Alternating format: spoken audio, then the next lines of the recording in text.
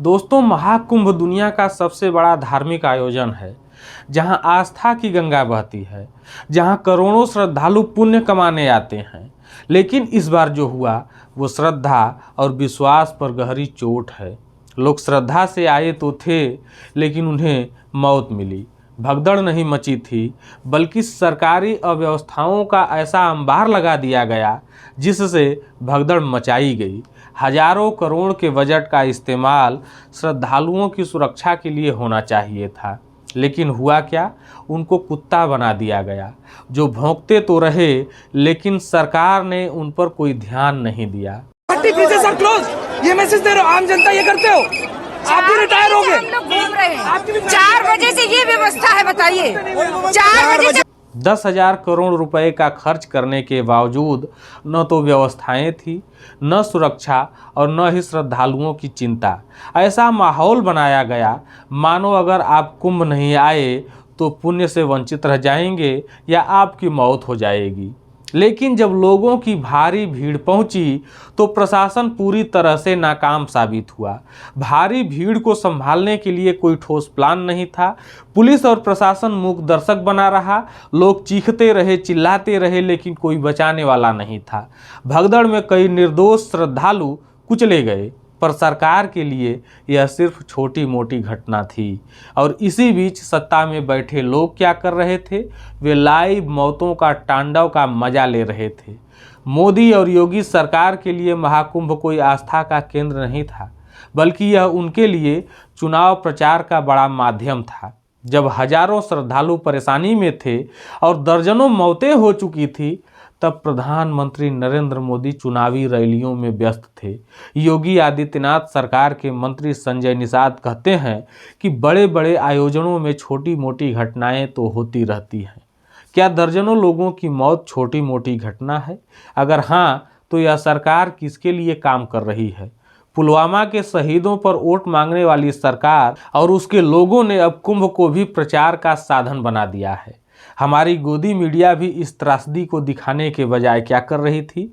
ये मीडिया सबसे सुंदर साध्वियों को कैमरे में कैद करने में लगी थी।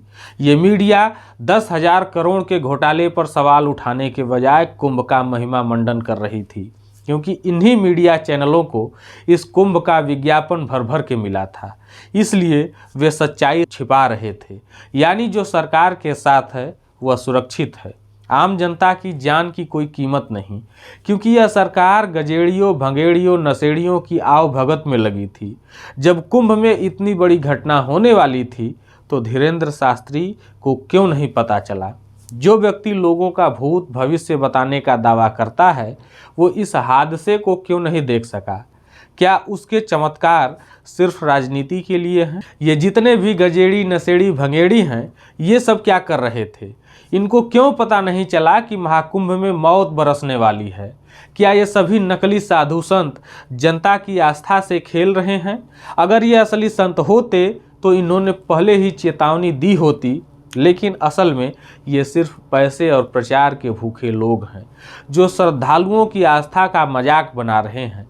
कुंभ मेले को हमेशा गरीबों, सन्यासियों और भक्तों का पर्व कहा जाता था, लेकिन अब ये अमीरों के लिए एक लग्जरी इवेंट बन गया है।